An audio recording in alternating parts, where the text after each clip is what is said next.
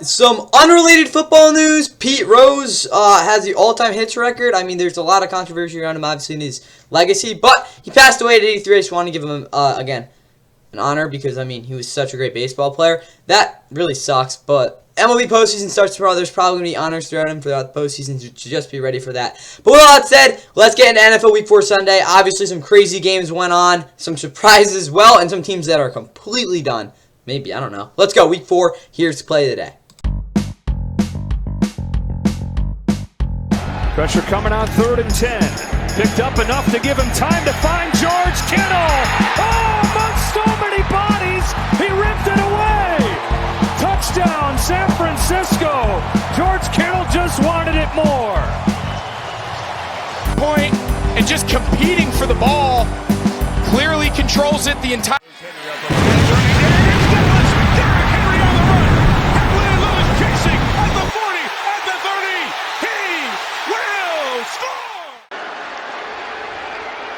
Snap, Hennessy, hold, Morstead, 50-yarder, no good!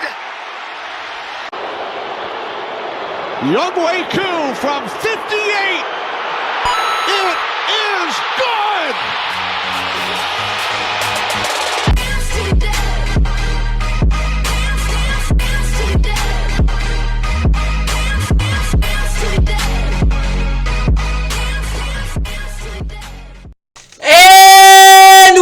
What is going on, guys? Welcome back to the Fun of course. Please like and subscribe if you guys enjoyed the NFL Week 4 Sunday recap. Of course, getting it. No, it's still the first. I guess end of the first quarter of the season. A lot of fun stuff happened today. A lot of sloppiness. A lot of messy crap. But it all ended up with a normal Sunday of football, I guess. Either way, though, injury-wise, of course, to go through every single Sunday. Again, the Thursday night game next week. I'm just gonna tell you right now. Again, the preview will be coming out Thursday at 6 o'clock, as it does always. Of course, that'll be the Bucs and Falcons from Atlanta, so that'll be pretty fun. But, injury-wise, Tyler Owens got injured. Nick already, of course, starting, I think, right guard for the Commanders, is, again, questionable for next week. Keep going up. Again, Cordell Patterson got injured, ankle injury. Keep going up. Aaron Rodgers injured his leg. He got sacked like 12 times. We'll get more into that later in the, recap. But outside of that, Tyrann Mathieu, Taysom Hill both got injured. I mean, it makes sense. Taysom Hill ran the ball like 20 times. Marcus Epps, yeah, I think, yeah, same thing there. Puka, yeah, he could be back by week 8. That's his expected return. Honestly, that might just be better. Josh Hines-Allen got concussed against the Texans, so that's not good. Devontae Wyatt injured his ankle. Outside of that, Derek Brown, meniscus, obviously, he's going to be out for a while. I mean, there's not really much anything. Troy Anderson is questionable for week 5. He injured his knee. Of course, he had a big play. You'll see that in the highlights for that, what is called. Of course, you just saw it with the Youngku, of course, ending it there. But he also had a very big play in that. Commanders, some injuries, nothing too crazy, though.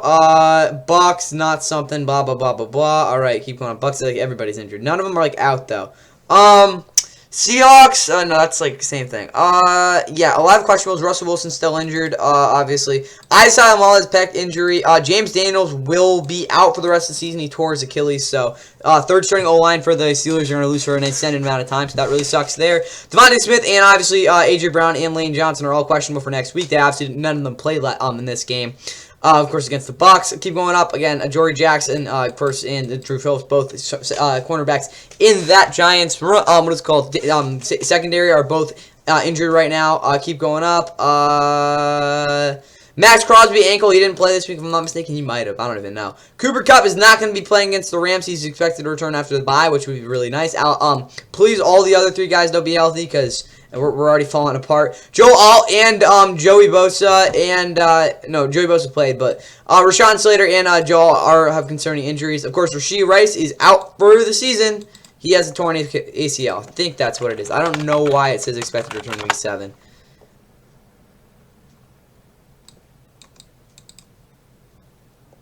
Wait, yeah.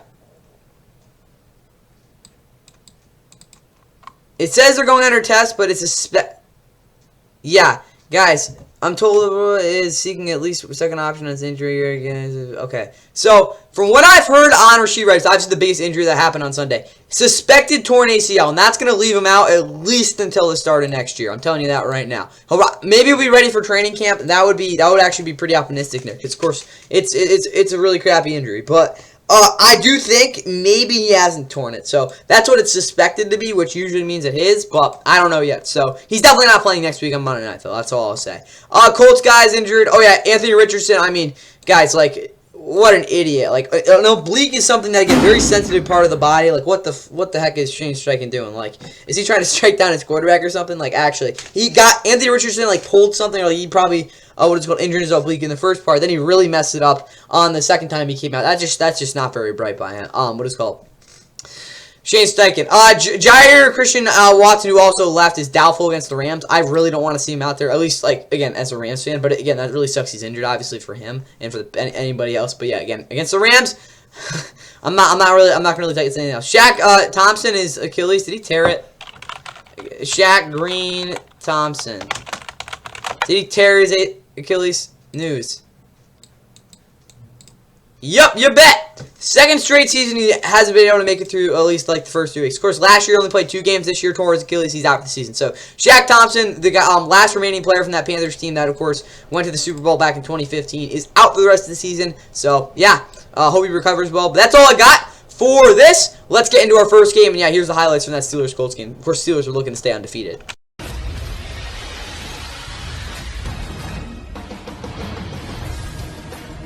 Better than 70,000 expected. Lucas Oil Stadium. And the rookie so far so good. Taylor the take.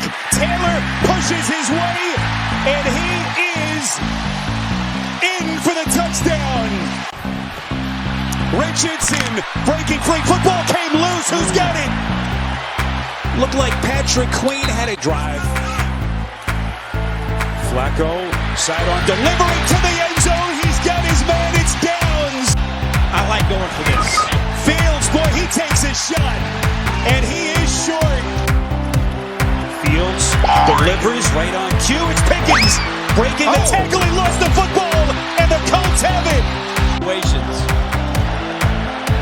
Fields again running for his life, and he's going backwards.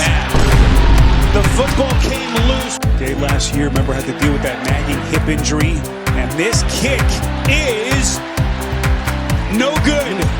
They had scored just 3 touchdowns through the first 3 weeks. They've yet to score so far. Fields letting it rip, and he's got Pickens. Fields desperately needs one right here. He's going to run for it. Fields in, touchdown. Flacco protected, steps up over the middle. It's caught. Ogletree, touchdown. Do is Fields, so if you're these linebackers, Franklin and Speed, keep your eye on Fields. Fields again, the initial fake. Fields gonna run for it, taking on tacklers, and he... Fields, near side, it's caught. Touchdown! Pat Fryer moved. So you have time to kick a field goal. Here's the game for Pittsburgh, 4th and 10. Fields, can he get it out? He does, and it is... You look so classic. Come through. Alright, and the Colts got their second straight home win by knocking off the Steelers and holding on to win 27-24. Obviously, it's not the way they wanted to do it, but hey, they're back to 500 and they don't suck, I guess. Steelers, obviously, though, a game they definitely wanted to take advantage of, especially after what happened, but they dug themselves into a 17-0 hole, and of course, being the Steelers that they are, they didn't make the game unwatchable, actually. It kind of was fun towards the end, but yeah, they obviously made it somewhat unwatchable towards the end. So yeah, they lose the first game of the season, and it's not getting any easier because they will be hosting the Cowboys next week against Monday Night Football. Maybe if their defense actually shows up in the first half, they'll be able to do something, but hey, they weren't able to do this week, and yeah, they kind of blew it. Colts, on the other hand, offensively, they kind of disappeared for like most of the second quarter and most of a part of the fourth quarter, and obviously all of the third quarter too. But they were still able to figure it out again in the end of the really the beginning of the game, and obviously right at the end there. But obviously we were able to hold on, and they will be heading to Jacksonville to receive their annual loss. I'll tell you this though, if the Titans are able to win tonight, there will not be a winless team after week 5 because I would be in shock if the Jags lose next week. That's all I'll say. Again, Jags fans, as bad as it is, we'll get to your game next.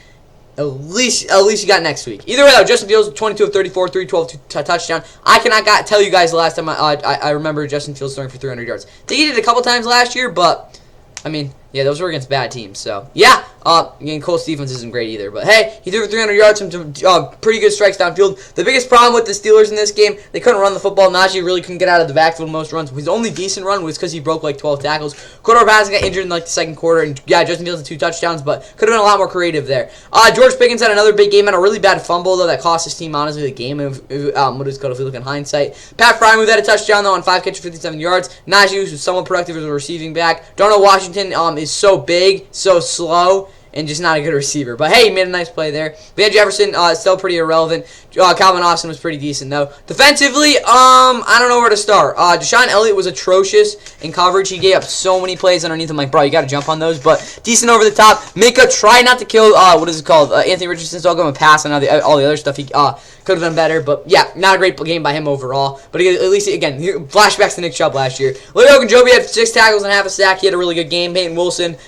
Room to grow for sure. Outside of that, though, Cam Hayward had a sack. They really neutralized T.J. Watt really well. Probably his worst game in a couple of years at this point, guys. Like, what is called Ron Raymond really stepped up, and Chris Braden Smith when T.J. Watt moved over. But defensively, the run defense wasn't really up to par, and I just don't think they did a good job, again, at consistently getting pressure. And that's something, again, they never really have a problem with. Not having Alex Smith, I think, was actually a bigger issue than people might think. He does so much for this defense. Again, as great as T.J. Watt is, arguably the best, defensive player in the entire NFL, Alex Smith is so underrated. For the Colts, Joe Flacco, I mean, like, guys, like, everything, again, he's the King Midas. Everything he touches turns to goal. I mean, again, in the good sense. But 16 of 26, 20, 68, 2 touchdowns. He's slung it around. Anthony Richardson, of course, if you don't remember, talked about in the injury thing. Shane Steichen just kept him in after he for sure messed up his hip. I guess he just made a glass at this point. But, yeah, not great for Anthony Richardson, I guess. Jonathan Taylor, not super duper great towards the end of the game, but again, 88 yards, touchdown, closed it out for them. He's looking back to that 2021 for him, to be honest with you guys there. Michael Pittman had his first decent game of the year. Josh Downs also was pretty explosive, had a touchdown, 8 catches for 82 yards. Alec Ogletree, of course, had a big touchdown as well. Defensively, I guess they were good. EJ Speed was just a complete menace against the run. Zach Franklin did a really good job at gapping up, as well as Nick Cross doing a decent job not giving me anything over the top. Jalen Jones had a little bit of an up and down week, but again, he was pretty opportunistic overall. Chris Lamons had a sack. I did not expect that at all. Julian Blackman, whatever the heck his name is, had a sack. Deo Odeyingbo had 1.5 as well. Yeah, pretty good game overall by this Colts defensive line. That really got him the win. Leatu Latta was a little bit disappointing, though. I really think he could have took advantage of some of those matchups got off the edge. Matt Gay also missed a field goal, too. Team stats, though, both teams that are over 350 yards, Steelers at over 400. The biggest issue for them was, of course, they didn't really convert too often in the red zone, and obviously the 2 turnovers were also killer for them on those fumbles. But outside of that, I wouldn't be too stressed if you're a Steelers fan. This was a tough game against a team that obviously played really well to start. Again, they should have won this one for sure. I mean, especially, again, I was shocked how inconsistent they were in terms of pressure, but let's just hope it's an off game or they might be in trouble. Again, they outgained them. They had a lot more, chances overall. But again, came down when we were trailing the whole entire game. It's kind of hard to win it. But that's all I got for you guys in this one. Let's get to an AFC South matchup. Of course, the Jaguars are desperate for their first win. First of 2 meetings this season between the Texans and Jaguars. D'Amico Ryans for Houston. Cook, high, spiraling kicks in, fair catch, he lost the football, it's loose, picked up by Thomas, and they take advantage. Lawrence to Thomas for the touchdown. Second, a handoff to Diggs, he threw one last week, now he's going to run it to the 5, Diggs, touchdown! Stroud, over the middle, touchdown! Nico Collins. 3rd down and 4. Lawrence throwing for Kirk. He's got him towards the pylon, and it's a touchdown. Up the middle, there's plenty of room for Bixby. Take off to the races at the 20, at the 10, and they won't get it. Lawrence, it is a quarterback draw, and he doesn't get it. Fatu Kasi. Coach of that last run. A play fake. Stroud in the move. A good play. Touchdown! The former Jaguars. Lawrence throws it across. ETN feels it. In trouble. And he's sacked in the end zone. And that'll do it. Best drink I take is when I'm sipping you. And the Jags lose yet again, falling to 0-4 for the second time under Trevor Lawrence. Of course, the first time was back in 2021. And obviously, yeah, this is not a game that they wanted to lose, but they did. They have now lost 9 straight with Trevor Lawrence at quarterback, and they're in a really bad spot, guys. Doug Peterson, is he trying to get fired? I mean, honestly, I kind of got where he was going with that, what's called 4th down play at the goal line. But, guys, you guys were only up by 3. And even if, again, think about the risk-reward. If you went for 3, yeah, again, if you miss it, you're pinning them back. But then, again, they only need a field goal. If they were up by, like, 7, I'd really understand it. But, like, I don't know, that just wasn't always the greatest thing, especially with a guy like C.J. Stroud on the other side, who, again, is just, again, clutch as it comes. So, yeah, not great there for the Jaguars. The good news is, though, I'm just going to say this like silver lining because it's just going to happen. They get to play at home against the Colts. They haven't lost there since 2014. So, unless Trevor Lawrence plays out of his mind bad, which, again, he already has probably for most of this year, yeah, I don't really see how they're winless going into Week 6. But for the Texans, on the other hand, yeah. That game was definitely not the way you'd want to win it, to be honest with you. You got C.J. Stroud ice in his veins. They still get the big win, obviously. But they got a massive test against the Bills next week. They are home, though, so again, at least that's good. But they're definitely going to step up. That's going to definitely be in front of the whole country as well, so definitely be prepared for that one again. After back-to-back weeks where you really haven't played too consistent. Trevor Lawrence actually wasn't as bad as people would have thought he was. Again, he was atrocious under pressure. I get that, but he did make a lot of throws that he was given. The running game actually was surprisingly efficient. They only ran the ball like 20 times, which is still a little bit perplexing to me considering they did have a lead for, again, like controlled the game for definitely a big part of it. Outside of that, though, again, explosive plays were, I would say they weren't hard to find, but again, a guy like Christian Kirk, they couldn't really break free open. He did have a touchdown, though. Brian Thomas Jr. had a solid game. He's really the only guy in this offense that's really doing anything. Gabe Davis is just done he's just done absolutely nothing, guys. This is just not good. What the hell? Gabriel Davis. There we go. I'm just gonna do that. Gabriel Davis. Let's see the stats this year. He's gone for a whopping 121 yards, guys. That's just not good enough, bro. I'm telling you right now. But outside of that, I mean, yeah, that's what's going on. Defensively, Ventura Miller leading the team in tackles is a big issue. Ronald Darby was not good. Monteric Brown actually wasn't as bad as I think I thought of what he would have played. Pretty solid in zone. Antonio Johnson is continuing to grow. The passers outside of Josh Hines Allen, getting concussed. Trayvon Walker is not a guy you can really rely on to get consistent pressure. Robertson Harris, again, every once in a while has a sack. Jeremiah Ledbetter, former Cardinal, somehow got a sack. I don't really remember how, but yeah. Mason Smith showed up, and outside of that, I just think this defense is kind of a non-factor overall. Again, their secondary got completely diced up on that last drive. Cam Little also had his 52-yarder. I think that's his career long at this point. C.J. Stroud, again, ice in his veins, 345, 2 touchdowns. He's one of the best quarterbacks in the league, guys. Like, just, that's what he does. Running game was not great. Cam Akers still can't really break any good runs, and the O-line actually blocked pretty well overall for him. Nico Collins leads the NFL in receiving yards, 12 for 151 and a touchdown. Stephon Diggs, of course, ran one in as well. Dual threat Stephon Diggs, I guess, because, yeah, he was okay as a receiver, though. Derek Ogunbowale also had the game-winning touchdown. John Mechie kind of didn't really play well as a third receiver. Both tight ends were pretty productive overall. You could skate over 27-yard catch, that's it. But, yes, very solid blocking game for him. Robert Woods and, again, John Mechie basically split snaps there as that slot guy. And actually, they put Stephon Diggs in there for a while as well. Kamari Lassiter was very good. Jalen Petrie didn't give too many big plays. Henry 2-0-2-0. Missed a couple tackles, but actually wasn't too bad in this one. Kalen Balak, I'm not going to really, harp on him too much. Again, it was just one game, but yeah, he actually was pretty solid. Eric Murray had a sack. Outside of that, though, I think the pass rush really was weak. Where is he? Will Anderson struggled again with those power moves because, again, he has a lot of good finesse moves, but those second, speed to power type of things just didn't really work out today. Hats off to a guy like Cam Robinson, who had one of his better games in a while at this point. But, again, over 100 more yards for the Texans. They controlled the ball for longer. Again, that fumble was a little bit of an annoyance there, but again, they were better overall, and they definitely deserved to win this game for sure. For more. But, yeah, the Texans definitely want to play better overall next week because, again, I don't think they're going to have as good of a game because they will be playing off against a pissed-off Bills team. But, yep, 24-20 was the final in this one. Texans take care of business. They're atop the AFC South. But, with all that said, let's get to our next game, and holy crap, how the hell did the Vikings hold on?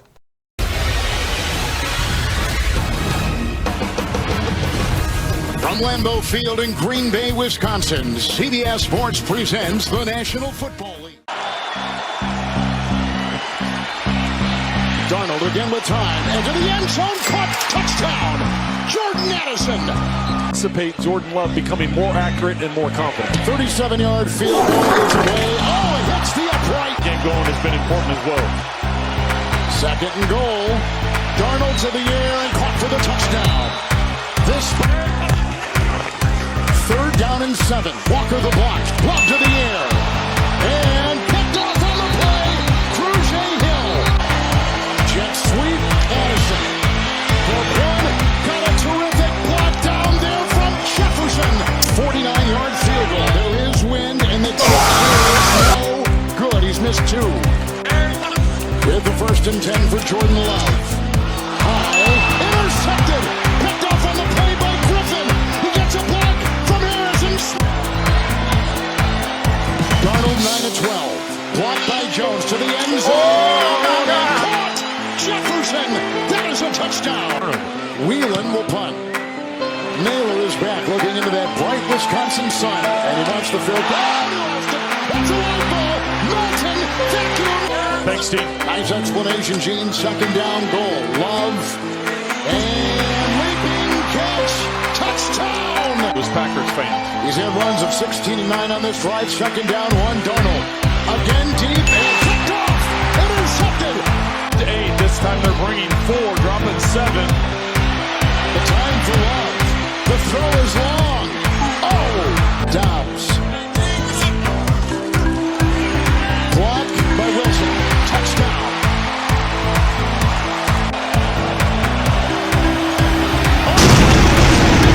That's a long ball. Scooped up on the play, taken by Forward, but outside they go to Kraft. The tight end got by Smith to the goal line. Touchdown. Becker dropping. You can hit that soft spot. Good arm strength there by Smith with the blitz. Love going deep. Intercepted by Murphy. Getting 1st and 10. Pressure. Line does their job. Love downfield. Caught. 2-yard pickup. Love 372 through the air. Look out, Van Ginkel to the end zone. Caught. Touchdown. I've been running through my mind. Take a break and we could have a good 4-0? Yeah, pretty good Vikings. Yeah, they obviously, this game was just a complete roller coaster. I kind of wish it had like a Hail Mary ending. That would have been like actually cool. But the Vikings, of course, blew the doors off the Packers in like the first, like, I don't know, 20 minutes. They were up 28-0 like that.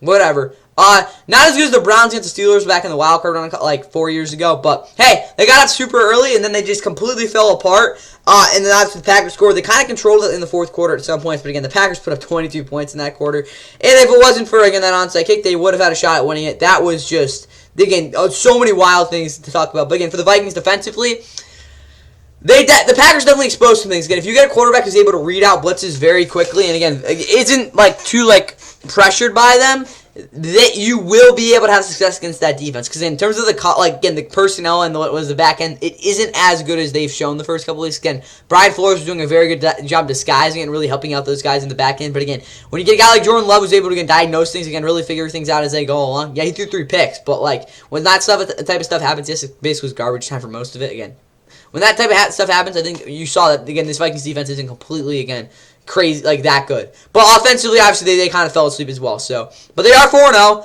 They're playing the Jets next week. I do think that's going to be a tough game for them. Obviously, they cannot win it considering how the Jets showed up this week. But again, they're going to London. It's not going to be an easy game by any means. But again, if they're able to have that defense kind of like figure itself out, they should be fine. The Packers, of course, will be going. What is it called? No, are they on their bye? No, I don't think they are. They're let me think. What are they doing? They're going to LA. So that's not great either. But they're definitely having a better chance to win for sure. But yeah, that's what the Packers are doing. They're also pissed off too. So I'm kind of scared. Sam Darnold, 20 of 28 though, 275, 2 touchdowns and an interception. 2 of the touchdowns were very nice. The other one was kind of like a whatever one. The interception wasn't good in the red zone, kind of a killer that would have really actually put the Packers away. But in terms of the second half, he completely just sucked. Missed a lot of throws. Well, not a lot of throws. A couple of throws. And obviously, this offense kind of just fell asleep. Aaron Jones was pretty productive overall, though, 93 yards and on a pretty average 4.2 yards per carry. Jordan Addison also ran in a touchdown. Justin Jefferson, obviously, the one-hand catch touchdown. Jordan Addison also caught like a nice and easy one. He also had a big play, as well as Josh Oliver the back tight end catching a touchdown. Defensively, Blake Cashman really struggled again, and it kind of got conflicted a lot in what is called a guy who's supposed to cover in those zones. But he had 11 tackles. But Cameron Bynum kind of got beat a couple of times, but overall wasn't too bad. Burn Murphy Jr. obviously had the interception in the end zone. Shaq Griffin also had a pick. Cameron Grugier-Hill also had a pick. They got a pretty good, what is called, I wouldn't say consistent pressure, but they got some pressure. That obviously was much different than the first couple weeks. But yeah, that Vikings defense, again, they got a little bit exposed. Not too exposed, but a little bit. Will Rackard also had a field goal. And now for probably the stat line of the year, Jordan Love had 54 attempts because, again, they were trailing the entire game. 32 of 54 overall for nearly 400 yards, 389 yards on the dot. Of course, threw 4 touchdowns, but also had 3 interceptions. That is something you don't really see often. And again, he was just throwing it every single play. Like, it's just screw it. So, kind of the run game got taken out of it. You can't really do anything about that. But, yeah, Jordan Love really stepped up after that awful start. So, that's good for him. But, like, maybe not as wild next week. Maybe just throw 4 touchdowns, and then, yeah, you'll probably be able to blow out the Rams. Jaden Reed, though, 7 for 139 in the touchdown. Dontavian Wicks caught 2. Tucker Kraft also got in the end zone. Jesus. Romeo Dobbs had 4 catches for 40 yards. Bo Mellon also had a 28-yard catch. Overall, there's a lot of explosive plays for this offense, and Matt LaFleur really, again, kind of embraced the fact they were getting down. And yeah, they just had to throw the entire game. So this is definitely an inflated stat line for Jordan Love, but hey, they just so close to coming back. But this team obviously has that, and again, that's really big, again, overall. Kind of, again, building character, showing in building character in this type of game.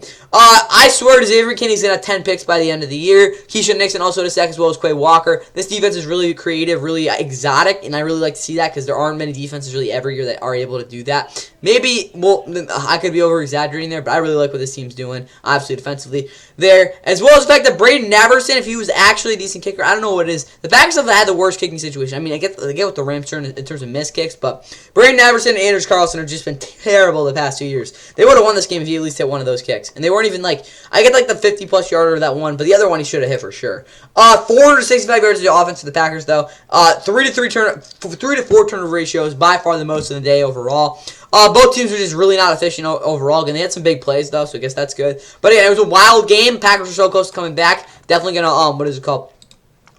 Should be able to beat the Rams next week. Vikings, again, big game in trying to get to 5-0 next week against the Jets. But that is all I got for this one, guys. Let's get over to a game that was, I guess it was good. I don't know. The Bengals got back on track, though. To Charlotte, North Carolina, where the Carolina Panthers are back home to take on the Cincinnati Bengals. Former Bengals quarterback Andy Dalton ready to lead his new team against. Chuba doesn't have any drive. A gamble early. Dave Canales says, let's go for it. Gives it to Chuba Hubbard, and he doesn't get in.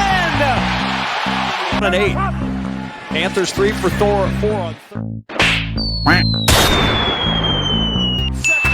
Von Bell with the pick. And You got to be looking down here, right?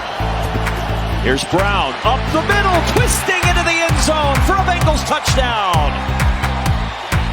4th and 2. Analytics say to go for it, and they will. Dalton looking to the sideline, and a juggling catch is secured by Deontay Johnson.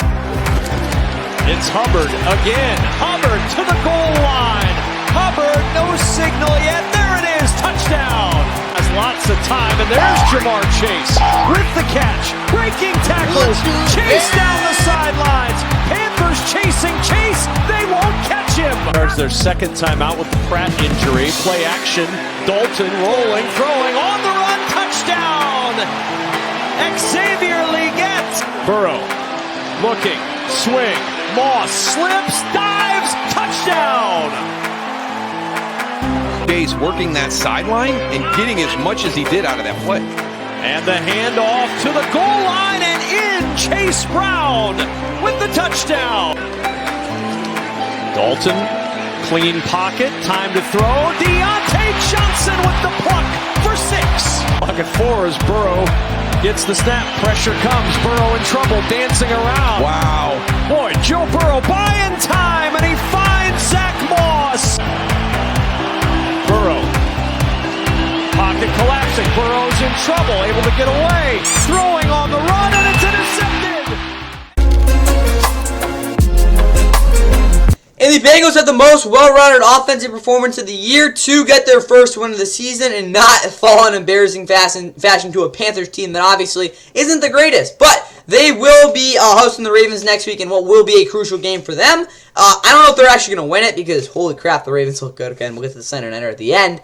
But yeah, the Bengals just, again, solid win. They're concerns for sure, but they dictated this game. That's really what you wanted to see. Panthers, I mean, you guys lost, but, like, you're still competitive, and maybe you can actually beat the Bears next week, unlike the Rams. All right, Joe Burrow, 22 of 31, 232, 2 touchdowns, interception. The interception was awful, but I kind of was garbage time. Not really. Again, if he just kind of checked it down, that would have been better. Didn't really make any crazy plays overall. He read the field out pretty decently. Again, decent pocket presence. Kind of just a whatever game from Joe Burrow. The running game was actually pretty solid overall. Zach Moss, just not doing so hot. It's really just the vision and the fact that, again, whenever he runs the football, it feels like there's 4 guys in the backfield by the time he makes the decision. Jamar Chase had a 63-yard touchdown. I mean, he bounced off like 4 tackles. He also gave it to his grandparents to the ball, so that's actually pretty cool. But 3 catches, 85 yards and touchdown overall for him. T. Higgins in his return, his return was last week. Well, whatever. 6 catches, 60 yards. Andre, is it Isavas? No, Yosivas. There we go. 1 catch, 29 yards. Eric All in his first start, a pretty solid game. Mike Gesicki, yeah, negative 9 receiving yards is never really that good. Zach Moss, a touchdown on 4 catches for 27 yards as well. Overall, offensively, up front, they had a very good, overall consistent game that helped him, propel to a 34-point outing. Defensively, kind of fell asleep at some points, but overall, they, again, really won the line of scrimmage, which they weren't able to do really at all last week. And in the back end, they were very conscientious of the fact that, again, they can't give up any big plays over the middle or on the boundary, and they really did a good job with that, especially Geno Stone, who had his best game so far as a Bengal. Von Bell, obviously former Panther and obviously former Bengal. That was the call there. Had the pick of 6 total tackles for him. Jermaine Pratt, shout out there. He didn't miss a tackle. I don't think he did. Maybe he did. 2 of 2 from Evan McPherson. Let's check. I don't know if they put the stats in yet, but I don't think he missed a tackle. On film, he didn't. Yeah, I watched this game on what's called 22, all 22. But where is it? Does it give us it? No, it's not in yet. All right, I'll check on that later. But either way, for the Panthers, Andy Dalton, Red Rifle, he hung in there. He kept this team in the game. The pick, I mean, you can't really do anything about that. It was kind of tipped. But outside of that, I think this offense was lacking a little bit of explosiveness. I think, again, a guy like Adam Thielen who didn't play would have helped to kind of opening up a guy like Xavier. We'll get even Deontay Johnson, we'll get to in a minute. But, yeah, Andy Dalton overall, a solid game. You can't really complain too much about it. The running game, Chuba Hubbard, I think, should have gotten even more carries. He was really good in this one. Miles Sanders actually had his best game, honestly, as a Panther so far in his career. Receiving-wise, though, Deontay Johnson was very solid. The only issue I had with him is the fact that, again, on those out-breaking routes, he really wasn't boxing out enough. And I think, again, if he's not the guy who creates separation in those routes too much, so he's got to be able to make those plays. But 7 for 83 and a touchdown outside of that. Xavier also caught a touchdown. It might have been his first career. I don't know. Second, I think. Jonathan Mingo also had a couple catches as well. Outside of that, though, offensively, again, it was just the fact that, again, I think the Bengals were just a more talented group overall. And up front, they definitely could have done a better job, again, penetrating. Xavier Woods had a pick, 10 tackles too. J.C. Horn concerning the fact that he got targeted so much, but he wasn't exactly bad. A really overall arching issue for this defense, in my opinion, is the fact, again, yes, they're not talented. They're not going to win up front too consistently, even though a guy like, where is he? Nick Thurman actually won a couple times, and even Charles Harris, again, is a bust at this point in his career. Shaq Thompson being on the being out for the season really sucks, again, with the Achilles injury, so they're going to have to adjust out that. Josie Jewell really struggled with tackling, though. That's honestly the overarching thing, though. They couldn't really tackle very well in this game. Eddie Pinheiro at least hit a field goal, though. Team stats, actually, the Panthers outgamed them. Again, most of it was garbage time, but you get the point there. Conversion rate was exactly, again, it was the fact, again, I think just the Bengals were a little bit just better of a team, and we obviously saw that. So, congrats to the Bengals getting their first win of the season. But that's all I got here. Now let's get to my team's game. And yes, I'm not too happy, but, like, you'll see my thing there. After a loss in the last 2 games for Caleb Williams, he returns home to Soldier Field as the Bears take on a familiar foe in Matthew Stafford and the Rams. And they bit themselves again. With their 4th offensive line penalty of the game. And that ball is out. Williams got hit. Matt Pryor is trying to jump back on top of it with yet another comeback victory. Now he goes to work with a 6-0 lead. That ball is out. And the Bears defense may have come up with the mini fridge. Kramer, the fullback. The gift to Johnson. And the Bears have tied the game after the takeaway. Get this ball back, plus their timeouts. Oh, wow, what a hook! Rams bring an extra body. Williams protected. Williams to the back of the end zone for DJ Moore and a touchdown. Start the 4th. Right to Kyron Williams, and he is into the end zone. Stretch for that football. And now the tempo again as Swift gets going. There goes DeAndre Swift for his first Chicago Bears touchdown. He snapped penalties against the Bears today. 3rd and 7, pressure coming. Williams gets eaten alive by Quinton Lake. It's in no timeouts. Stafford unloads, hit is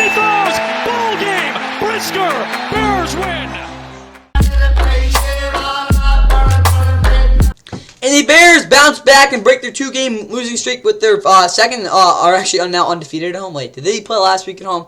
Am I slow or no? They went. Caleb Williams is undefeated at home so far in his career. They held on to beat the Rams 24-18 behind a very consistent defensive effort. The Rams should have won this one though. I mean, there's no way around that. They fell to 1-3 for the first time under Sean McVay. Might I remind you before people are starting to write off the Rams like they did like 2 weeks ago?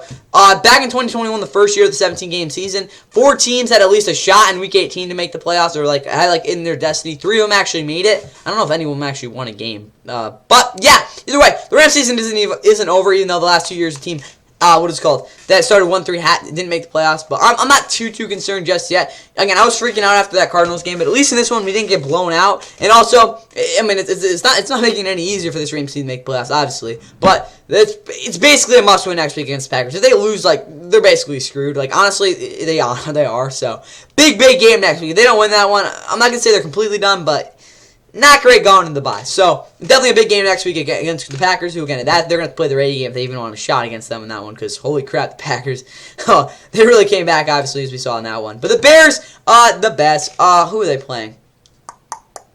They're playing the Panthers. So, yeah, they have a shot at being 3-2. I think they play the Jaguars. So, heck, I think that's in London, too. So, maybe even 4-2 is a start for them there. Matt Stafford, the interception was bad.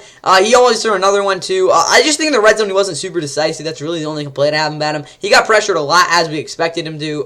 The interception was completely as full, and just absolutely crushed. And honestly, the biggest complaint for this Rams offense, in fact, again, they weren't efficient in the red zone. That missed kick was a killer. The turnover really sucked, too. Of course, in the Matt Stafford strip sack there. But the biggest thing, honestly, guys, was the fact, again, the second last drive, that was just atrocious play calling by Sean McVay. I'm just going to tell you that right now. After a week where he had, honestly, a masterpiece, I think that was the best coaching performance we've ever seen out of him. He had one of his worst. So, that sucks, but, hey, it's one game. Kyren, really efficient. Best game of his season up to this point. Maybe we can see it again next week. Ronnie Rivers also got some carries there in the second quarter. Tutu Atwell needs to get utilized way more. 4 catches, 82 yards in the day for him, though. Jordan Whittington was pretty efficient, 6 for 62. DeMarcus Robinson got triple teams in some plays, and he still wasn't great anyway, though. Kobe Parkinson was decent underneath. Kyren, some dump offs there. Tyler Johnson was really not part of the game plan at all. And Alec Jackson struggled for the Rams on the O-line. Defensively, Christian Roseboom struggled. He did have 11 tackles, which was good, but it was at the second level. He needs to get up there and make plays. Troy Reader, a terrible. I mean, his eye discipline was awful. You want to know that touchdown happened? Completely missed the gap. Of course, 36 yards for DeAndre Swift, but Jesus, these linebackers, they're just not great guys. I mean, I thought we were going to be Omar Speights. He hasn't gotten the start, obviously. I thought that's who it was going to be. Man, I really want Ernest Jones right now. Quentin Lake got a sack, completely dumped Caleb Williams. Jared versus 12 pressures, still couldn't get any sacks. I think that what is called aggressive, just hard-hitting, simple play style isn't working for this defense right now. What is called Brandon Fitz, up front, they got a lot of pressure, guys. They were really good, but the linebackers struggled. The secondary obviously completely undisciplined. Akel Witherspoon at least played, which was good to see. Josh Carty went 4 or 5 again, really short on that missed field goal, but it was one kick. He's been great for us so far. I'm not going to complain too much. Bears, Caleb Williams didn't really do too much. He just didn't suck, didn't turn over the football, which, I mean, that's something. DeAndre Swift, outside that 36-yard touchdown, he's actually pretty decent. Again, there was one point where obviously he had 1 point whatever yards per carry, but yeah, big bounce back week for him. Roshan Johnson also scored the first touchdown of the game. DeAndre Swift also led them in receiving. He had over 165 total yards there on 23 touches. Outside of that, though, no one was really that effective. So the Rams actually did a good job limiting those guys. Offensively, though, for the Bears, they didn't really do much at all. Jaquan Brisker, 12 tackles, sack, and interception. The best game I think I've seen from him so far in his career. Kevin Byard, Jalen Johnson were also pretty solid overall. This defense was getting the ball moved on, but when it came down in the red zone, they just didn't really make many mistakes, and they made it hard on the Rams' offense to move the football. Again, I really think the Rams run the ball more, again, like they did at the start again last season. I think they would have had a lot more success, but not too bad there by the Bears defense. For the team stats, though, Rams outgaining the ball longer. Those 2 turnovers, really just one. Really sucked there. But the Bears get the win. The Rams have to win next week, and yeah, the Bears are looking pretty decent, even if, again, their offense still sucks. That's all I got for you guys here. Let's get to, again, a wild finish there in Atlanta. We welcome you to Atlanta. Kirk Cousins and the Falcons getting set to take on Derek Carr and the New Orleans Saints. 3-yard line, Rashid Shaheed balls for the fair catch, lost the football, and the Falcons pounce on it. Big offensive tackle / tight end for the Saints. So it's Hill out of the shotgun, looking to run it in, and he does. Touchdown. Tackle for Atlanta. 2nd down and 3. Cousins over the middle. It is picked off.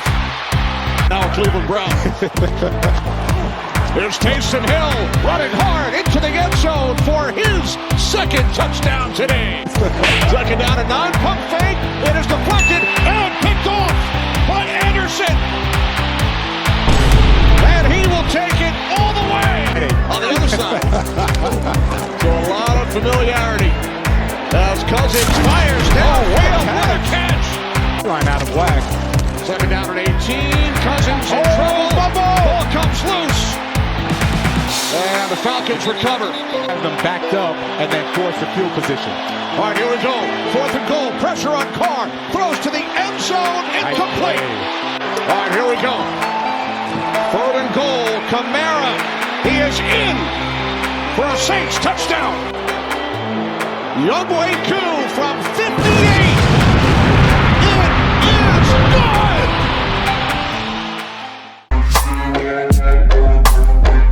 And the Falcons walk it off, of course, in their first home win of the year against the New Orleans Saints. Knocked them off after the final score 26-24. Very eerie, or similar, I guess, to that game kickoff 2022, where I think their field goal was blocked to end it. But whatever, they absolutely win this one with the score of 26-24. They move to 2-2. They will be playing. Who are they playing next week? Falcons, Bills? No, Falcons. Who are you guys playing next week? Why am I going slow for this one? Oh, you're playing on Thursday night, so quick turnaround. But you guys are at least home. Bucs 2-2. Not the Bucs. They're next. Saints 2-2. Back-to-back losses offensively have been inconsistent to say the least. Defensively have been just kind of straight up bad, to be honest, guys. So not great there for the Saints. Obviously, they'd have several chances to win this one. This was definitely back and forth overall, though. Very fun one to watch. Though Saints again just completely fell off in a lot of ways there. But they're now 2-2. They will be going out to Kansas City, and you'll see my thoughts on that one for the Monday Night Football preview next week. Either way, though, Derek Carr kind of struggled, but he didn't suck for like 3 quarters. The interception was bad, but got tipped. And honestly, I think it was his fault, though, because he pump faked and then still threw the ball right at the Falcons linebacker, who ticked it up right to Trey Anderson, who, of course, brought it to the house. But 28-36, though, 239, kind of just didn't do anything. Alvin Kamara wasn't very efficient for the second straight week, but he did have 77 yards and a touchdown. Taysom Hill, of course, blasted into touchdowns. Jamal Williams got his carries. Chris Olave was pretty good, 8 of 87. Rashid Shaheed couldn't connect with. He had like 12 targets, I think. He got the ball. A lot of chances there, but 8 for 83 overall. Alvin Kamara also 7 for 42. Juwan Johnson also for 2 for 13. Overall, this offense just kind of was ineffective for most of it. Hey, at least he scored 2 touchdowns, though, with Taysom Hill. Defensively, Paulson Adebo got targeted like 80 times, but he did have 12 tackles and interception outside of that, though. Alontae Taylor, was okay guarding the boundary. Definitely, again, gave some plays with a minute. Kind of get accepted there. Peyton Turner finally did something. 3 tackles and a sack. Chase Young got flagged like 4 times, but outside of that, he was decent. Marshall Lattimore was also good. Overall, though, kind of defensively, they just kind of had a mid-game. I think they could have been better in some points, but like overall, they actually weren't too bad. Kirk Cousins' pick also was like not great. It was pressured, which again was most of his interceptions. Flat 60% completion percentage, 238 yards. Very average game for him, but again, he clutched up towards the end. Tyler Algier, Bijan Robinson, 15 combined carries, is just straight up inexcusable there.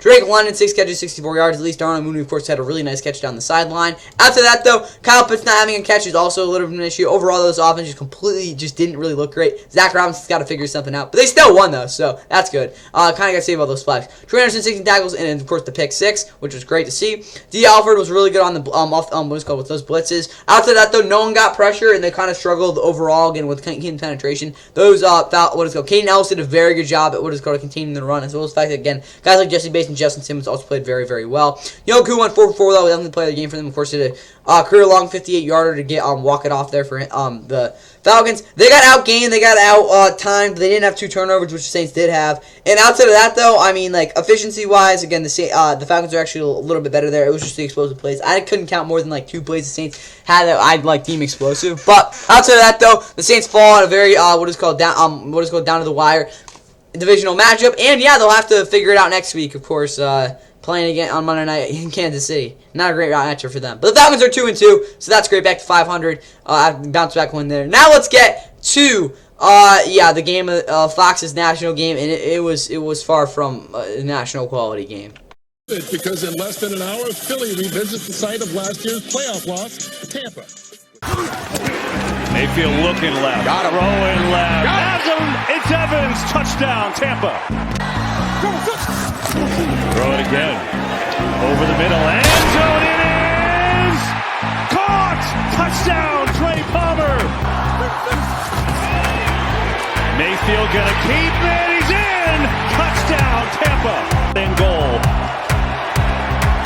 Hurts keeps it, looking, can't find anyone, throws, it is caught for the touchdown! 70 yards in their touchdown run, touchdown drive, -1 on the other. Here's Barkley with a big hole, getting to the edge! Saquon Barkley, one man to beat! Hurts, waiting for a signal, Eagles think he's in. They pitch it to him, Irving, this time he's in, no question. And this one is blocked. Returnable for 2 points if they scoop it up. Laterally. Oh, staying in bounds. Who scored 6 points. Blitz coming through. Hurts gets away now. Ball is stripped. Loose. Bucs recover. 29. What do you got in the playbook for that? Hurts. Pressure. Sacked again. Ball comes out.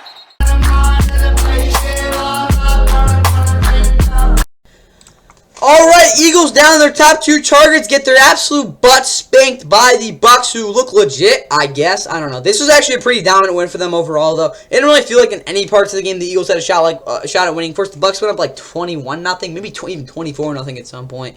And they didn't really fall off after that. Again, pretty dominant win overall for them. They will be playing on Thursday night in Atlanta, trying to get to 4-1 for the first time since 2021. The Eagles, yeah. Again, 3-1 start for the Bucs past through. No, they didn't start 3-1. Oh, wait, did they? No, I don't think they did. No, they did, right?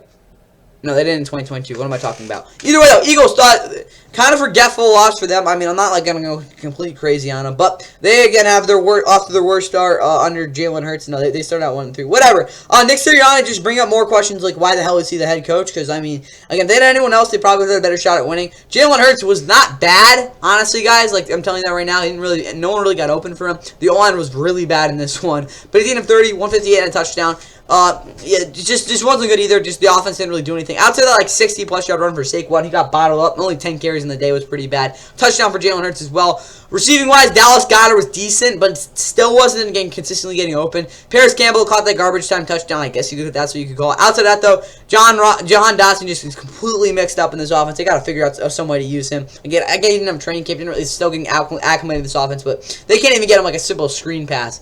Outside that though, everyone else sucked, and yeah, the offense was really bad. Defensively, defensively, it seems like every time they play the Eagles, there's always just something off. What is called the Bucs. There's always something off about them, and they looked like that today.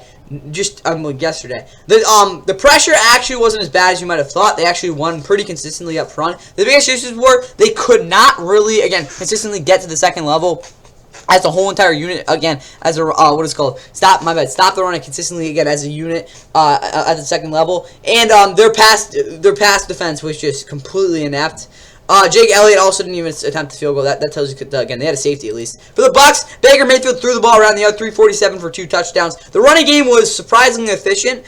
Still didn't run at the volume you're used to seeing. Baker, of course, ran one in as well. Mike Evans had 8 for 94 and a touchdown. He was consistently winning on that outside there. Chris Godwin was also very good at 6 for 69. Trey Palmer also got a touchdown. Again, offensively, they had their way for most of it. Again, the only biggest issue I think I can say is that, again, up front, they just were really sustaining blocks. Baker to get the ball pretty consistently quick. But outside of that, I mean, pretty solid game overall for this offense. Defensively, they got like so much goddamn pressure. It was crazy. Like Tad Bowles dialed up some crazy blitzes. It wasn't even simulated pressures, which is what we're used to seeing from them. Yaya Diaby, one of the best names in the league. He had a really nice sack. After that, though, secondary-wise, they completely shut down the Eagles receiving core again. It wasn't really much of a challenge. So again, they didn't really need Antoine Jr. for this one, to be honest. So that's good as well. So again, if there's a game you don't want him, or you're okay with him missing, would probably be this one. 445 yards for the Bucs. They had the ball for like half the game. Or way more than that. What am I talking about? They had the ball for like most of the game. And obviously sacks wise 6-2 kind of tells you the story there, and the efficiency actually was right down the middle, but in terms of third down. But yes, the Bucs get a big blowout win. Good for them. And yeah, that's all I got for this game one, because again, it's early in the season, honestly. I'm not taking too deep into this one. But that's all I got. Now let's get to the best game of the week. And the New York Jets will have the opening kickoff next. Package, 3rd and long, first possession. Rodgers. A short throw, Garrett Wilson trying to create, and he fumbles the ball! boundary now on the third down. 3rd and 13. Nix, the flip. Bidet loses the ball. From the 35, Rodgers dials it up.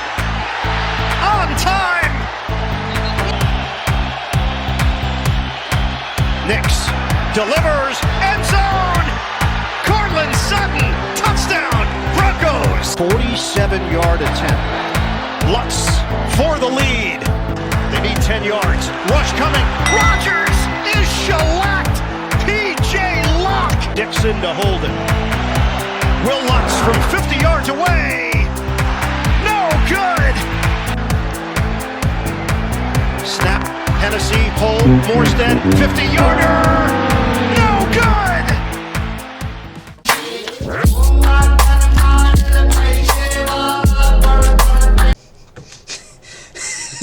Oh my god, guys. Oh, this is so bad. Like, actually.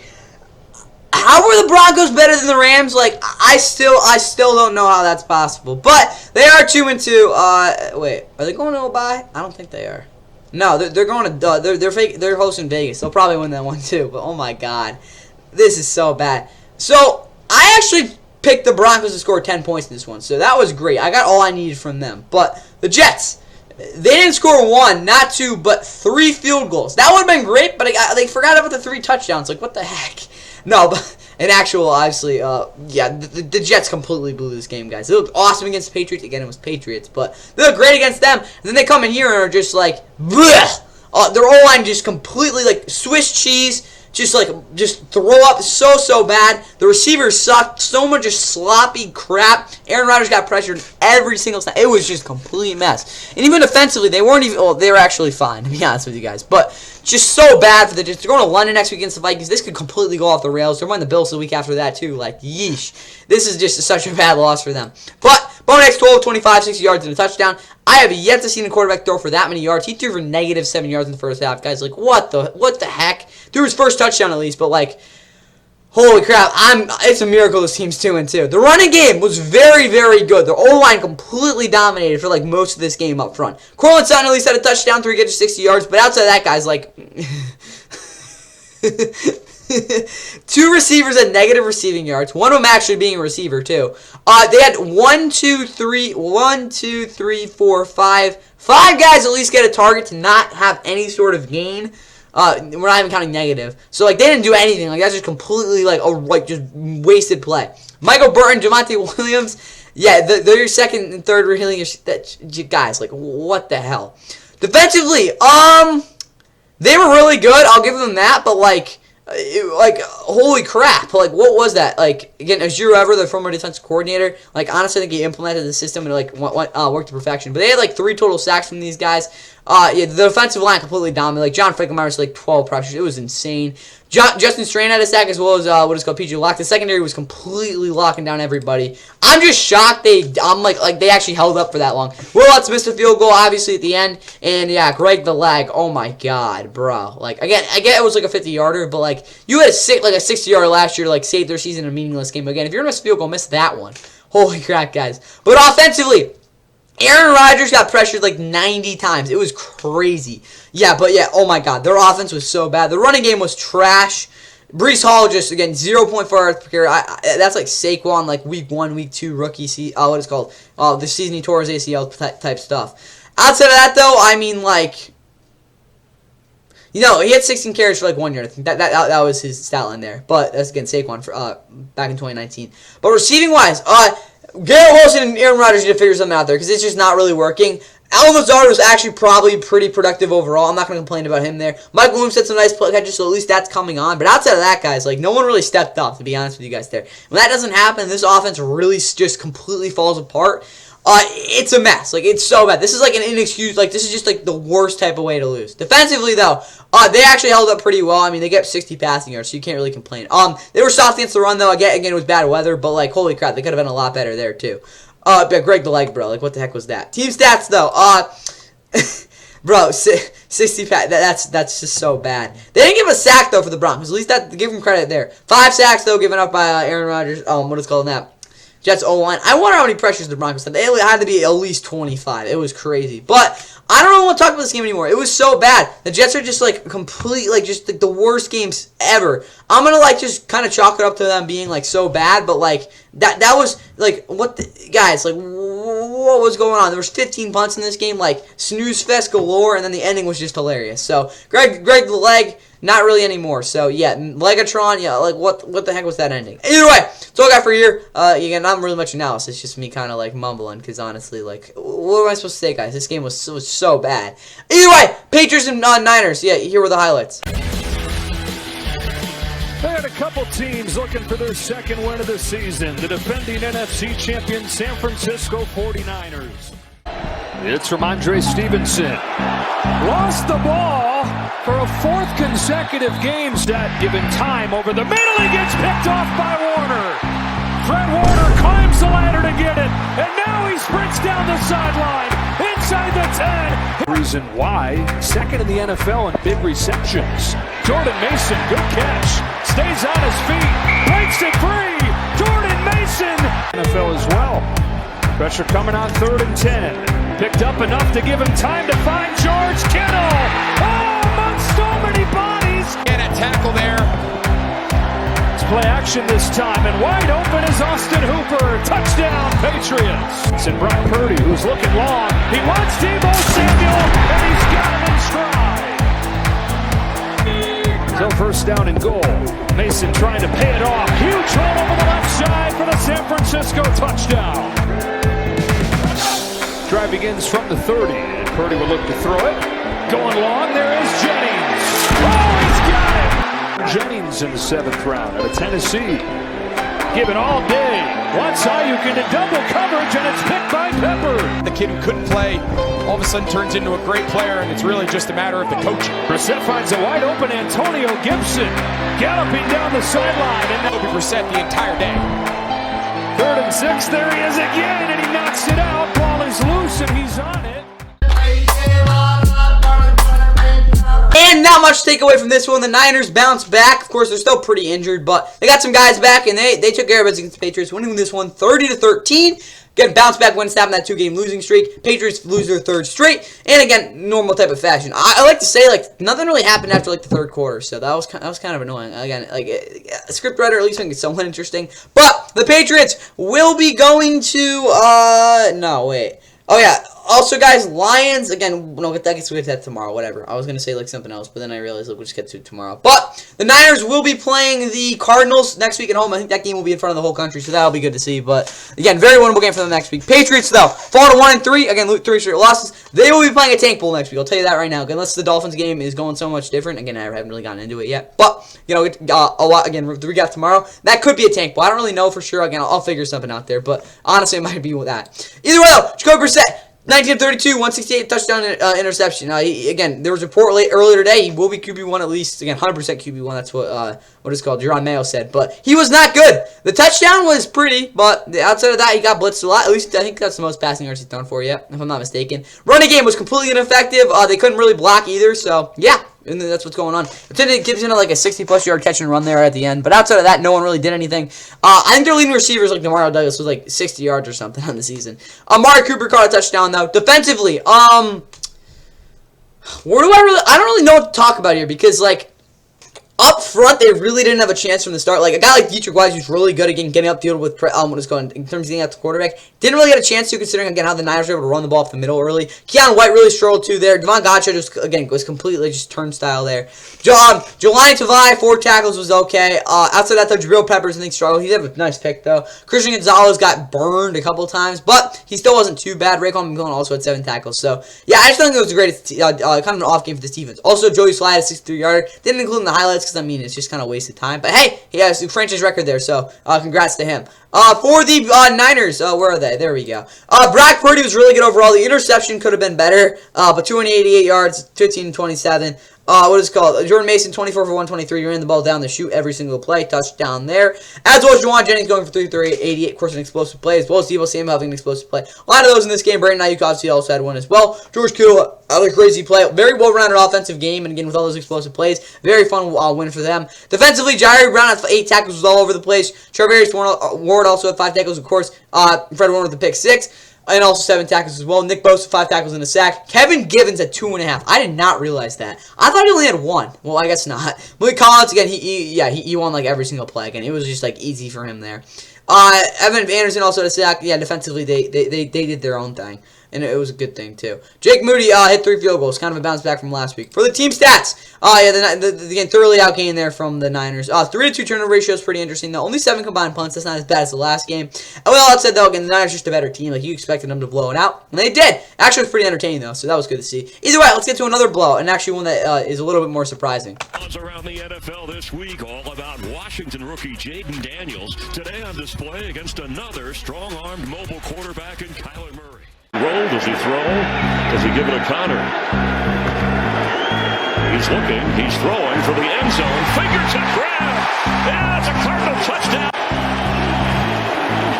Straight ahead, Brian Robinson, and he's into the end zone for a Commanders touchdown.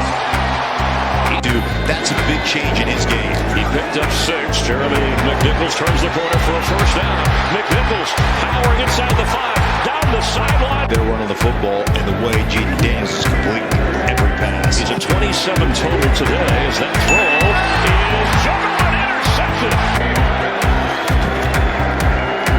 Murray is sacked. Big play, Washington defense.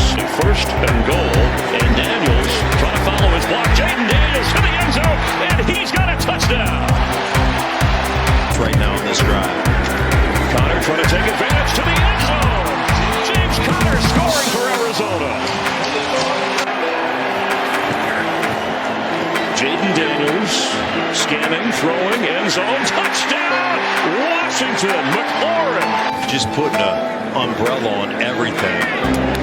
Open in the middle of the field there is Wilson. Big first down, the ball pulled out at the end, but Robinson with 100 yards rushing today. And into the end zone, Jeremy McNichols for his 2nd touchdown. Alright, the Commanders, commanding win, like, oh, what the hell? Their offense has just gone completely berserk the past 2 weeks. Honestly, the past 3 weeks, they didn't score a touchdown, 3 weeks ago, but they moved the ball, like, insanely well. Either way, though, 3 straight wins for the Commanders. They had 4 wins last week, so if they're able to, wait, who are they playing next week? Let me think. They're playing the Browns. If they're able to beat the Browns, which again I wouldn't expect them to, maybe they do. Honestly, they probably will. If they're able to beat the Browns, they will have the same number of wins they had last year, which is just crazy. But 3 straight wins for the Commanders. That ties, I think, what they did 2 years ago, and with the whatever. They're 3-1, 4-2-14. Those the following this one. It was a complete blowout, not from the get go, but basically they control most of this game. Didn't have like 6 touchdowns though. That was kind of annoying. But Jaden Daniels breaks down a record with what is called highest completion percentage in the first 4 games. Only the 2nd player ever, of course, quarterback ever, to have an over 80% completion percentage in a 4-game span. Obviously, that being with Steve Young, but 82% to like 81% was the difference there. Jaden Daniels, though, 26 of 30, 233 touchdown interception. The interception was a little bit ugly, but outside of that, I mean, he looked really good. I think he'll have like a season where he throws like 20 touchdowns and like 12 interceptions. It won't look as good as he actually plays, so I'll just say that right now. But 21 carries, 100. Well, yeah, they ran the ball well, guys. Like everyone ran the ball well. Just again, it was a complete like knife game. It was crazy. Like the Cardinals did not have an answer for that. Their defense is really concerning too. Olave Zaccheaus leading your receiver cards is never really a good sign, but I mean, Terry McLaurin at least caught a touchdown. So that's that. I mean, they were pretty effective overall. Again, offensively they were really good though. Again, as a group, but passing was pretty effective. Defensively, they didn't actually have to do as much as you might have thought. They got a ton of pressure, which is really good to see. Jonathan Allen and, Deron Payne, they pushed the pocket back like every single play. Dorrance Armstrong even did some of that, which was, again, very rare for an edge rusher. Frankie Lou, 7 tackles, half a sack. Bobby Wagner also had 11. And Jeremy Chin was really playing the box the entire game. They didn't really get threatened deep at all, so that was really the one thing I noticed. Like, they didn't have to do much of that. Benjamin St. Juste, honestly, probably had his best game as a Commander so far in his career. Austin Seibert also had 2 field goals. Again, just a great game by the Commanders. For the Cardinals, Kyler was kind of just like all over the place. Again, he just couldn't see over the middle, obviously. The running game was efficient, but again, kind of just got like phased out of the offense because considering how far down they were. And I think that'll be something that the teams will try to do against them because, again, when Kyler's just throw the ball every single play, he just doesn't look very good. Marvin Harrison Jr. obviously caught a touchdown on the first drive, but outside that, it wasn't very good. No one else was either. Michael Wilson obviously dropped that pass, fumbled that pass as well. Buda Baker probably was the only guy making any sort of plays against the running game. After that, though, the entire defense sucked. At least Garrett Williams had an interception. They got no pressure up front. They were just completely dominated, even worse than the Jets were. But yeah, that's what I gotta say there. Matt Prater didn't attempt a field goal either. Team stats: Commanders at 450 yards of offense to just measly 300, I guess, for the Cardinals. Again, 6.7 yards per play is a boatload. Again, 5.1 even isn't even that bad. 0 to 4 sacks, that was a big difference as well. So congrats to the Commanders, super efficient. Commanding 42-14 win. They have a big game next week against the Browns. Cardinals will be going to San Francisco to hopefully not get blown out again. But that's all I got here. Now let's get to just another like what the hell was this game type of thing. But yeah, came down to the wire at least. It's all about today, man. We're either sending invites or sending messages. Formation. Play action. Watson wide open in the end zone. Touchdown, Browns. Drive for the Raiders. They're trying to cap it off. White gives it to Tucker on the end around. A race to the pylon. 2 times better than their average. Turner this time on the end around. Breaking a tackle inside the 5. Plunges his way in. The backfield for the Browns. 3rd down and 1. They do get a good push. Ball is out. Fumbled and scooped up by Cleveland. Watson looking Cooper's way. Pressure coming. He scrambles and is taken down. And the Raiders knock off the Browns 20-16 to bounce back from an embarrassing loss back last week in their second home game of the year. No, it was the third. Whatever. What did they play in week 1? No, were they home in that one? I'm confused. No, they were on the road, right? Yeah. So, they're the first home win of the year. The Browns fall to 1-3. They have lost, back-to-back games against bad teams, I guess. Again, just an atrocious loss for them. I mean, this Browns team is just a complete disaster right now. They will play the Commanders next week, though, to probably get smashed again. The Raiders will be at the hands of, or at the mercy of, who the heck are they? They're playing the Broncos. No, they'll be okay, I guess. I don't know. Deshaun Watson, though, 24-32, 176 touchdown interception. The interception, I don't think, was the end of the world there. I'm not going to get too mad about that one. The touchdown, at least, was okay. 24-32 was pretty accurate, I'll say that, but the last play was that was so bad. And he's, so bad, I don't even know why he rolls out anymore, because he the EPA per play, again, it's, an advanced metric. I don't really like it, but at least for, this argument, it's decent, I guess. I'm kind of, just hypocritical there, but, or, going against it. But, he has, the lowest EPA player in NFL history, outside the pocket, outside a guy Nathan Peterman or something. With that stat, it's ridiculous why he's still doing it because he's so bad. Jerry Jeudy actually had a pretty solid game. Amari Cooper could not get open. Blake Whiteheart, I don't know who this guy is, but he did catch a touchdown. Defensively, no, of course it was the O lineman, but. Defensively, Myles Garrett is just a freaking beast at 2 sacks. Outside of that, though, JOK wasn't great in coverage. And Martin Emerson Jr. was okay, I guess. The biggest problem with this even thing right now is they're just not playing collectively together. And when that does happen, it's just hard to again, play consistently overall. And you're kind of relying on a guy like Zadarius Smith to get pressure like that. It's just not going to happen. Myles Garrett at least was great, though. Yeah, field goal from Dustin Hopkins. And for the Raiders, Gardner Minshew was out there. That's about it, though. The running game, as bad as it looks, they've had worse games. Again, it was really bad, but they've had worse games. DJ Turner ran one in, of course, as well as Trey Tucker. So yeah, they found unconventional ways to score. Defensively, they forced 6 turnovers. Maybe not that many, but they were pretty good. 12 tackles for Robert Spillane. He stepped up big time. Luke Maston also had 5 tackles. Trayvon Murray had a pick. A lot of consistent pressure. A lot of very good team defense. Collectively, I think they just really wanted to win this one. And yeah, you definitely saw in this one. Antonio Pierce got this group fired up. Probably said that you guys were dying if you don't play well. So yeah, they did. Big win there. Dino Carlson 2 for 2 for field goals. And for the team stats, the Raiders outgained, but not really. Again, neither team was really that effective on offense. It just came down to the fact that again, the scoop and score wasn't good for the Raiders, but the Browns the Raiders defense only gave up 10 points, and when you can do that, holding the 4.2 yards per play, kind of hard for the Browns to win it. But they suck, and the Raiders suck less. So, yeah, there we go. Now let's get to the game of the week for CBS thingamajig, and yeah, it wasn't a fun one, but hey, some crazy plays.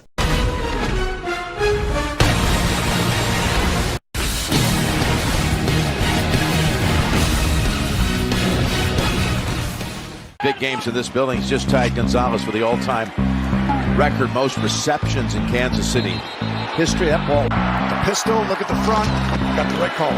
Fake to Dobbins, looking up top, gets it away in time, back in the end zone. What a catch!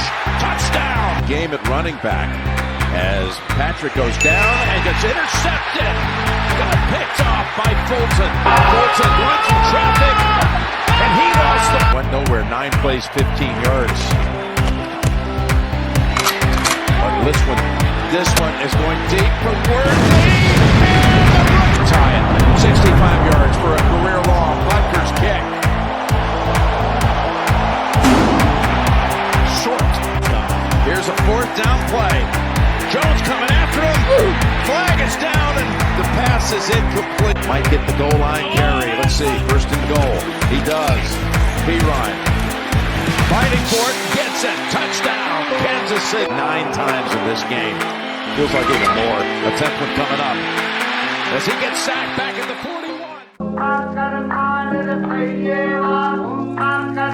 Chiefs, Chargers, and the Chiefs continue to dominate the series, I guess. They moved to 4-0 for the first time since 2020. And yeah, you'll see next week for Monday Night Football. I'm gonna keep saying that. But they will be playing the Saints next week at home on Monday Night Football. The Chargers are thankfully on a bye week. I think they're mercy. They're pretty banged up overall. They actually played really well in this one overall, though, in my opinion. I think, especially defensively, they stepped up. Yeah, the Chiefs lost Rashee Rice probably for the season. Again, torn ACL suspected. I can't really dig too deep into that because I don't know for sure, but probably. So they're going to have to definitely figure something out there. But outside of that, they of course won this one. They continue to win close games. The comeback win overall though. Chargers, of course, struck first and offensively just kind of like, oh my god, they didn't actually score the first quarter. I didn't really realize that, but I actually don't even think they played that bad. That's a little bit concerning though. So they got some stuff to work out there. Patrick Mahomes though, 19 of 29, 245 over, like probably the longest touchdown I've ever seen out of him. It was like a 65-yard pass through the air. It was a freaking bomb. Oh, but he had a bad interception, which again honestly cost Rashee Rice the season. So that's not good.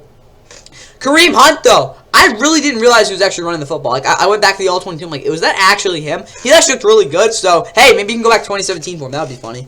Samaj P. scored the game-winning touchdown. Travis Kelce continues to dominate the Chargers. He had 16 points. Yeah, 16 points for me in fantasy. Xavier Worthy obviously caught the 54-yard bomb. Outside of that, though, no one was really too consistent. I mean, Noah Gray was pretty good. But outside of that, they needed someone to step up in that receiving corps because if they don't get that, they will be in trouble. Carson Steele, maybe. I don't know. Crocodile guy. O-line also played pretty well overall. Defensively, they got a lot of pressure. Like, a lot. Of course, Chris Jones had 2 sacks. He was basically the entire pressure. But, yeah, they got some pretty good pressure. Linebackers played fantastic, very disciplined. Really, the only issue I had was that the corners were a little bit too physical at some points, but I guess they got lucky there. Harrison Butker also shanked the field goal, so again, the Chiefs would have scored 20. For the Chargers, Justin Herbert got, like, harassed a lot. But I don't think he missed some throws for sure, and I don't think he really was effective downfield at all. Lam McConkey was really the only guy getting open, though, 5 or 6, 7, a touchdown. Joshua Palmer always would be like at least like out there, like making some plays, but definitely one of his weaker games of the season so far. But Jacob Dobbins just again completely fell off a cliff after those first 2 weeks. Defensively, I don't really want to talk about him because they were actually like what I expected them to be. Bud Dupree somehow had 2 sacks. Khalil Mack had a lot of pressure. Tareeb still, don't know who this dude is, but he had half a sack. Christian Fulton also an interception. Again, the biggest thing is, again, without a guy like Derwin James, you're not going to have the same, again, versatility out there. And when that happens, you're going to compensate with having your linebackers have a lot more responsibility. Which, again, a guy like Alo Gilman, who, again, kind of was in a tough spot out there as well. Kind of expected that as too. But I will say this, their up front, they did a very good job compensating for that as well. So, good job, I guess. But, again, kind of a tough situation there. Digger, the kicker, also missed a field goal, too.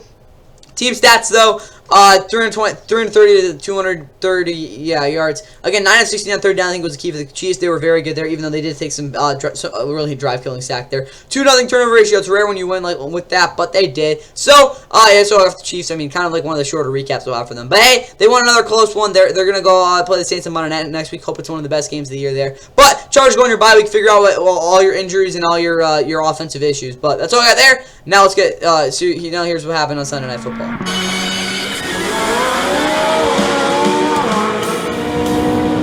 Good evening. evening. It's an overcast Sunday night in Baltimore's historic Inner Harbor. There's Henry up a big running game against Dallas. Derrick Henry on the run. Hamlin and Lewis chasing at the 40, at the 30. He will score. Quarter with second and goal. And Jackson will roll. He'll throw it to Henry. Touchdown number 2 for number 22. Limited to 5 games last year. 2nd and 7. Jackson lofting for Hill. Touchdown Baltimore. No poison. Lamar Jackson this time keeping and running, and he lost the ball. Bills may have gotten up. Protected for the moment. Now has to escape. Everything's covered. God waits to the last second. He's it downfield. Shakir is open. What a throw by Allen. First and goal for the 3. Ty Johnson to the back. Bouncing to the outside. Ty Johnson touchdown. And pitches to Allen. Got Trappett. And the ball's knocked out. It's a fumble. The live ball picked up by Kyle Hamilton of Baltimore. Got it from the 9. No, vacant. Lamar Jackson's going to take it to the end zone. Baltimore touchdown. The fourth quarter with a 48-yard field goal attempt. But he goes out and wins the most valuable player award. So that's putting a statement on. I told you I was going to. And so is this guy, Derrick Henry. Here's to him again on the right side. Ball comes out, fallen on by Rosengarten. And the Ravens get their first statement win of the year, absolutely dismantling the Bills 35-10 to get their second straight win and prove they are still a very, very, very feared team. This game was the Derrick Henry show. There's no way around it. He played out of his mind, even if, again, the efficiency wasn't what you'd think it was. I'll just do some math later to show you. But Buffalo obviously got their absolute butts handed to them, but honestly, it was going to happen. They were going to be undefeated, obviously. But they're going to Houston next week. Don't want to fall to 3-2. But, again, winning those first three games, and 2 of them, again, in convincing fashion, really helped them out here. So, getting out to 3-0 start, again, big thing there. Ravens will be heading to Cincy next week, so definitely a fun one for sure. Alright, Josh Allen completely got just, like, again, annihilated in this one. Like, the crazy throw, 52-yarder, again, like, ad-libbed, whatever the heck you want to call it. So, clear Shakir was pretty nice to see. But outside of that, this offense just couldn't consistently get in a rhythm. The receivers couldn't get open either. I mean, again, it was just, like, completely out of the room. I like to say that, though, that Keon Coleman really stepped up at some points. I like to see him be a little more consistent, but he is a rookie, so I'm not going to go too off there. The running game was just completely out of it. Ty Johnson at least scored a touchdown, though. Yeah, this offense just, again, had an off week, in my opinion. And also, again, the Ravens defense just completely mauled them up front. And when that happens, kind of hard to move the football consistently. I think Josh Allen also got injured. Something's going on there. But Money Mitch came in and 1 for 2 for 2 yards. So, great thing going on there. But, yeah, that's all I got for the Bills.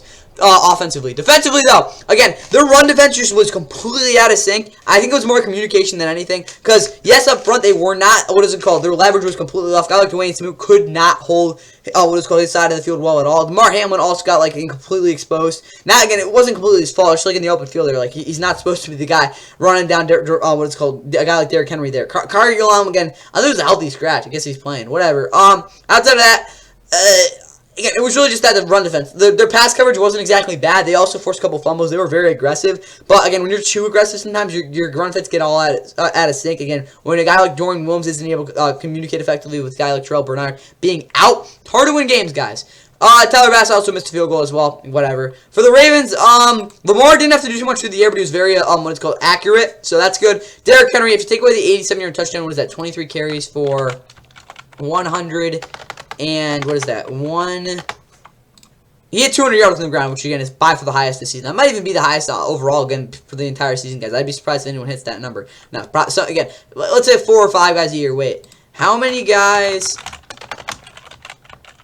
ran for 200 yards in 2023?